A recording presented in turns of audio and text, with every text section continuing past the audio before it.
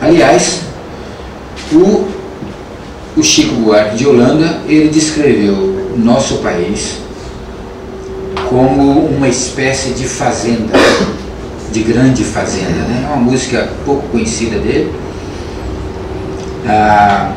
Uma fazenda com tudo de bom, mas que os seus mandatários, os donos da fazenda, estariam dispostos a entregá-la facilmente.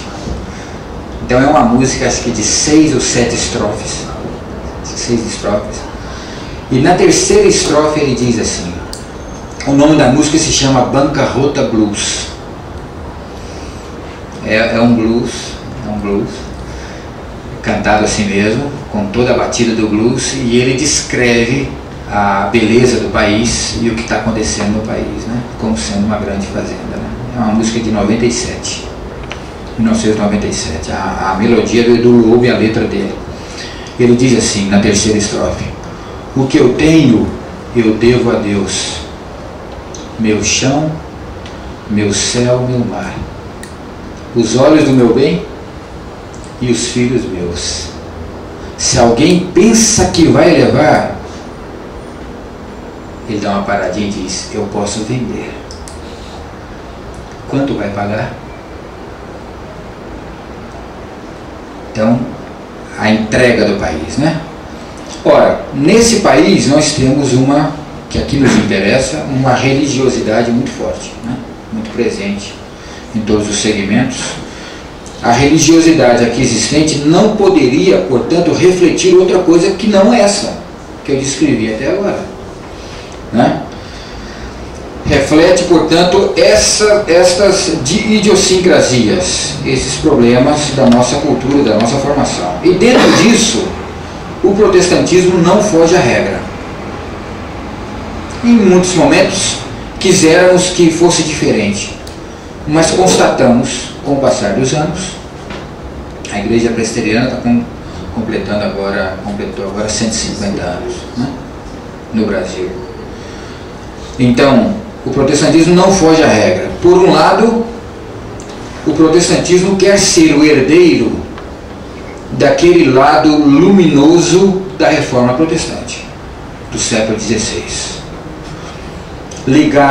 aquele lado luminoso ligado ao renascimento, né, a renascença, né, a descoberta ao humanismo, né, ou seja, melhorar as condições de vida do ser humano, da ciência moderna, especialmente na Inglaterra.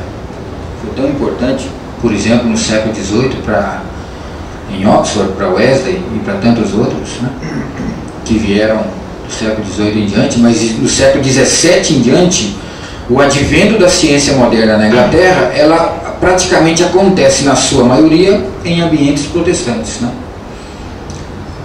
Francis Bacon era protestante, anglicano. John Locke era protestante, anglicano. E todos os outros cientistas que vieram depois, de uma ou de outra maneira, pertenciam às fileiras do protestantismo. O protestantismo, portanto, naquele momento, era sinônimo, sinal de progresso, de desenvolvimento, de uma nova visão contra um mundo medieval que estava já tinha terminado, não é? Então, portanto, por um lado, nós queremos ser herdeiros disso. Somos herdeiros da ciência moderna, do humanismo, da renascença, do lado luminoso, que trouxe desenvolvimento social e político ao Ocidente. Contudo, sofre o protestantismo, no nosso caso brasileiro, sofre com o lado obscuro da irracionalidade religiosa que preserva aspectos tenebrosos, inquisitoriais do dogmatismo que veio também da Idade Média.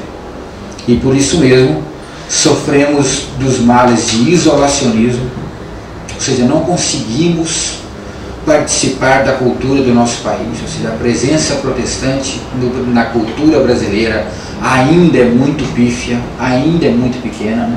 Um colega meu escreveu um livro em São Paulo, o Gedeon, você conhece o Gedeon, né? Alguém conhece o Gedeon Alencar? Não. Protestantismo Tupiniquim, né?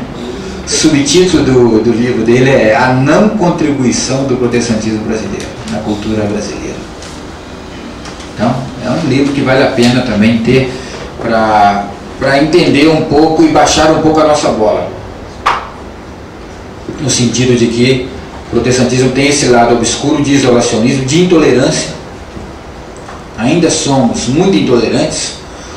Aquilo que sempre criticávamos na igreja medieval católica, da Inquisição e da intolerância, nós transferimos para os nossos arraiais protestantes, presbiterianos, calvinistas, batistas, metodistas, anglicanos, quakers, menonitas, o que for, ou seja, ambientes protestantes que também sofreram dos males, dos mesmos males do catolicismo, só que com outros nomes. Sofremos de vigilância doutrinária, fazemos isso e sofremos isso. E padecemos também de exclusivismo. Achamos que nós temos a verdade, né? E que nesses anos todos, nesses 2000 anos de cristianismo, fomos nós que descobrimos. Nós que descobrimos a verdade. Antes da reforma não existia. Não existia gente que pensava e que agia corretamente. Nós é que iniciamos essa coisa. Então essa coisa exclusivista que nós somos e temos, isso nos marcou profundamente, né? Tudo isso, então esses dois lados, o lado luminoso e o lado obscuro do protestantismo, são jogados dentro desse país com as suas idiosincrasias, dentro dessa condição plural chamada Brasil. É aí que estamos. Como vocês sabem, já foi avisado, eu não pertenço à tradição metodista e por isso peço a devida licença para falar então desde o meu habitat religioso próprio. Eu gosto de dizer que o ser humano fala sempre a partir dos seus amores e dos seus olhos. Ele fala sempre a partir das suas lutas, mesmo que ele seja no gabinete. Igualmente ele fala sempre a partir das suas utopias e das suas esperanças. Quer dizer, falamos a partir daquilo que nos assombra e assusta, ou daquilo que nos faz transcender a situação de limitação. Nesse sentido, então, a educação teológica, na qual labutamos e pela qual lutamos todos esses anos, reflete as nossas contingências. Como eu já tive a oportunidade de dizer em outras ocasiões, a docência teológica foi para mim, antes de tudo, uma experiência dialética. E não sei como é que é para vocês. Por um lado, com base em um pathos, uma paixão interior, o ensino da teologia me foi sobretudo encantamento. Tem 25 anos que eu dou aula de teologia. Então foi sobretudo encantamento que me fez sonhar alimentando esperanças de ideais compatíveis à sua própria nobreza. Assim eu entendia. Por outro lado, por meio de uma praxis exterior, então primeiramente, por conta de uma paixão interior, a teologia foi encantamento. Por outro lado, pela praxis exterior, em muitos momentos a docência teológica me desencantou, fez exatamente o contrário. Me desencantou, interrompendo abruptamente meus devaneios pela confrontação com a dura realidade das nossas igrejas, dos nossos seminários, dos nossos institutos, das vocações e do ensino teológico em geral.